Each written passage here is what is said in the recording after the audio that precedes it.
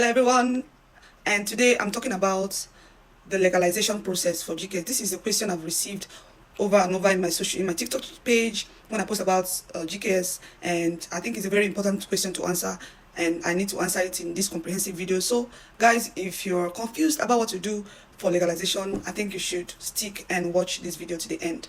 Okay, in GKS Scholarship, one of the things that makes students fail is their inability to properly coordinate the legalization process. That is, to follow the steps that are required for this scholarship, because there are paramount steps. There are little things you don't do, it can lead you to failure.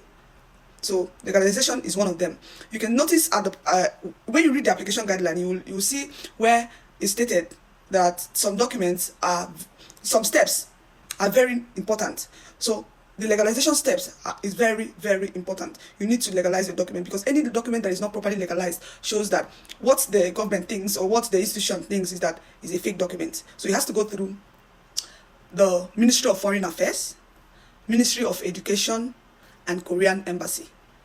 So for the GKS Scholarship, there is an important step, and this step is the apostille step. So for countries that are amongst the Hague Convention, you have to apostille your documents. But for countries that are not among, like Nigeria, we call it, you have to do authentication or legalization processing. And I'm going to explain this process in a simple way for you to understand, because this particular step are, one of the confusing steps in GKS Scholarship. And if you don't pay great attention to this step, you make mistakes. This is one of the criteria that can deny you of this scholarship. So you have to take proper precaution to make sure your documents are properly authenticated, legalized, or apostilled, as the case may be. Nigeria is not among the Hague Convention countries, so you're going to do these steps for your documents. I'll mention again these documents you need. The very important documents you need for this step is your degree certificates, your transcripts, your academic transcripts, and your birth certificates.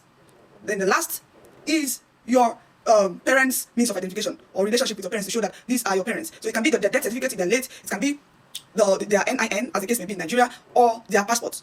So these documents, any of these documents, will go through this processing. Number one thing you need to do is that you take your academic documents, which is your your transcripts and your degree certificates. It can be, if you're going for masters, you need your undergraduate degree certificate. If you're going for postgraduate, you need PhD, you need your master's degree certificate. So you take these two documents, you go to Ministry of Education in Abuja. There's no other Ministry of Education anywhere. The one you're going to go for is the one in Abuja. And before you take your documents to Abuja, there is an important step you need to follow, and that has to be with your school.